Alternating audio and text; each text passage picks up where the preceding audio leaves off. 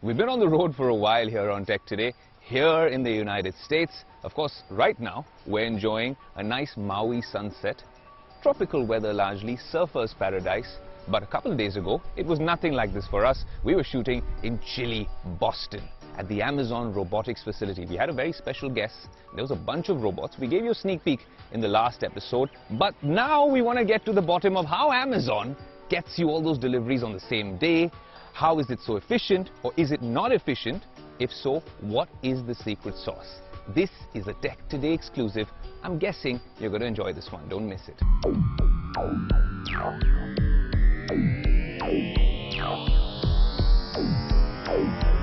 Well, on Tech Today, you often see all sorts of robots and gadgets and devices and EVs. And then, on other days, I'm in the middle of Massachusetts, here at the Amazon Robotics headquarters. And I wander around aimlessly, geeking it out and telling you all sorts of stories. But now, I met an old friend to walk me through it. Hi, Brady. Hi, it's good to see you. Good to see you. Welcome to Amazon Robotics, the hub of the robotics universe. Thank you. Thank you for welcoming us to your lovely, geeky home. Yeah, this is our home.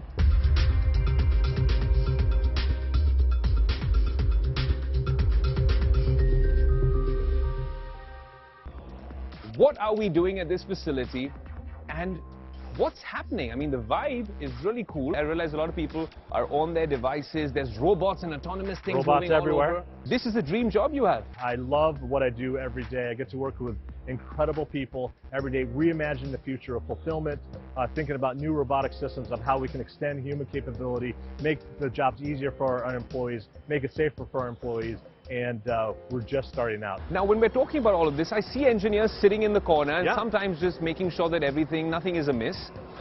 Where does the human intervention happen? Is this entirely automated?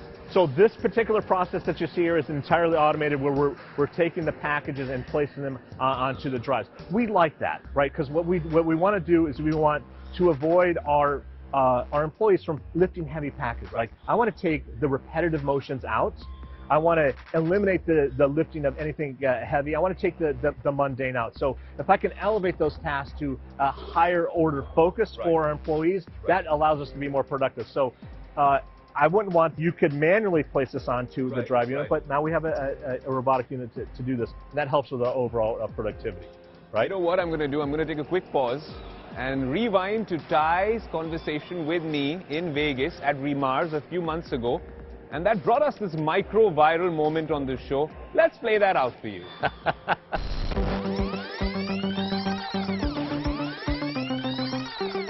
You know, when we talk about automation, the world seems to be divided into two parts. A lot of people back home and a lot of academia and academicians also say that automation is going to make, well, the world a tougher place when it comes to jobs. A lot of people will lose jobs when we're talking about robots becoming a lot more ubiquitous and a lot more adoption in that space. And then the other side talks about how this can really augment what already exists. Where does Ty Brady stand on either end of that argument? I stand with our data. And our data shows that we've added more than 520,000 drive units to our fulfillment centers. And in that period, we've created more than 1 million new jobs, right? So more robots, more jobs. Now, robotics has to be done right. It has to be done in a way that enables human capability, that extends human reach. And this is where we focus on making our robotics easier and safer for our employees to use. And when done right, that actually helps create jobs. And that's what we've seen inside of Amazon. But it has to be done right. It's not a humans versus machine type of relationship. Hardly. The way that we frame our relationship with machines is it's humans and machines working together to create a symphony of amazing work to be done. Right? So humans and machines working together in order to achieve the task that's ahead of you in a very natural way. Right? So our engineers, our scientists, and they are incredible, and I am blessed to be able to work with just some of the smartest people that I've ever worked with in my entire life. They've really helped solve this really hard problem of how can we add to the tool set of our employees, and so that makes it easier and safer for them to do their job.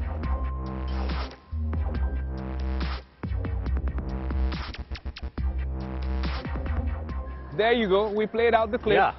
Where everyone was as divided with your verdict on what does automation mean, right? Does it mean that we can augment a lot of jobs here in Massachusetts, maybe in Mumbai, maybe in Bangalore? Globally. globally, or does it mean that, hey, a lot of people will be out of employment? It is, our philosophy is we want to extend human capability, allow people to do more things, allow them to do them more simply, more safely, and more productively, right? We want to arm them with a tool set to use any way they seem possible. And if we rightly and smartly build our machines to augment and extend human capability, that allows us to be more productive. I'm going to show you, let me show you a very direct example of that. This is a good example of the majority of our fulfillment today, where we have drive units carrying these pods. We're the world's first goods-to-person fulfillment system. Right. So what I mean by that is, instead of taking a cart and going down long aisles and taking each of the objects and placing into a cart and then bringing it back to pack it Right. out, instead we turn that on its head, and what we're doing is that we are bringing the goods to an employee in order to pick or stow those items, right? So you don't have to walk as far, and we can bring the right good just at the right time in order to get that order fulfilled. So here you see a station where we have our associates actually do the picking or the stowing. I think it's a great example of how you can smartly bring technology in order to make the job better and easier. Ty, it's always a pleasure to have you on Tech Today. You too. Thank you for welcoming us to this brilliant home of yours here in Boston. We hope the next time we have this conversation, you're with us in Mumbai at the Tech Today studio, and we'll geek it out there as well. Great to see you. Great to Appreciate see you as it. always. Thank you so much.